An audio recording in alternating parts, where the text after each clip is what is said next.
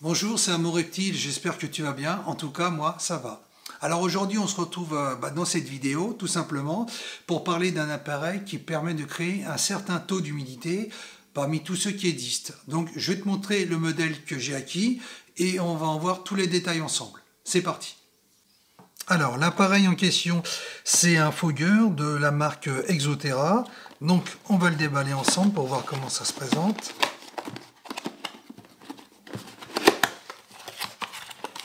Donc là, tu as le corps de la machine, donc le transfo, avec la petite centrale. Donc ça à mettre dans une espèce de réservoir d'eau.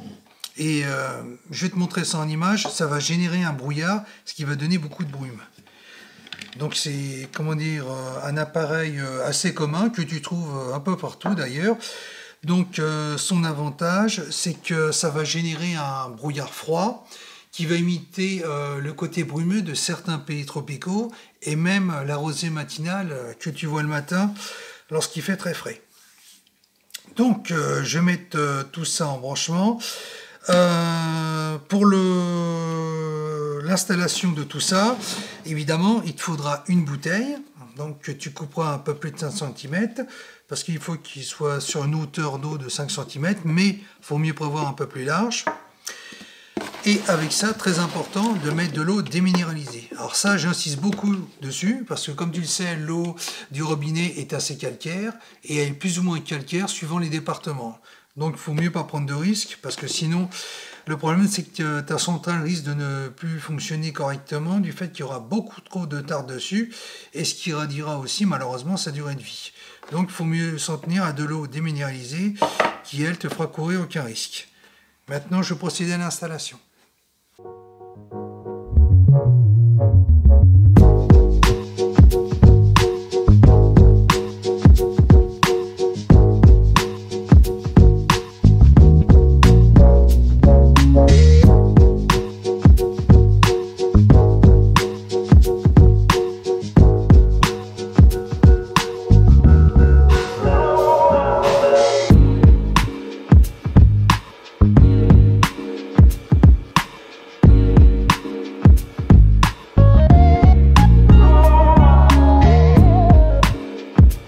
Donc après avoir finalisé l'installation, je vais te donner mes impressions.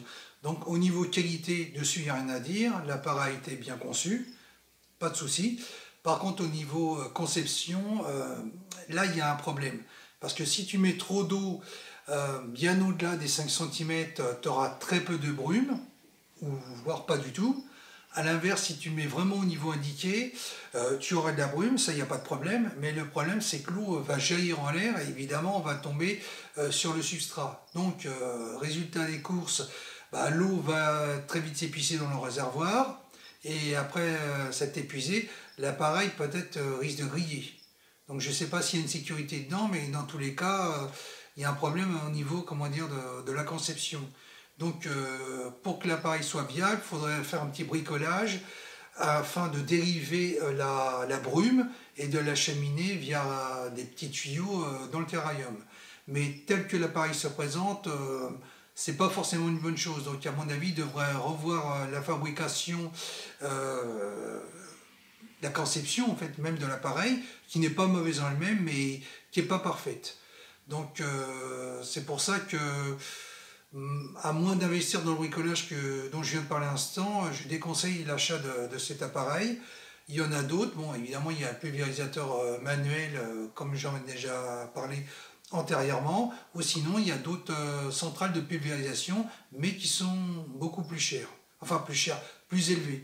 Donc, c'est à soi et en fonction de son budget, de voir ce qu'on a envie de faire et ce qu'on peut faire. Voilà, écoute, on arrive à la fin de la vidéo. J'espère que ça aura pu t'aider si tu voulais t'acheter ce type d'appareil. Si tu as aimé ma vidéo, n'hésite pas à liker, à t'abonner, à partager. Et moi, je te dis à la prochaine dans une autre vidéo. Bye bye!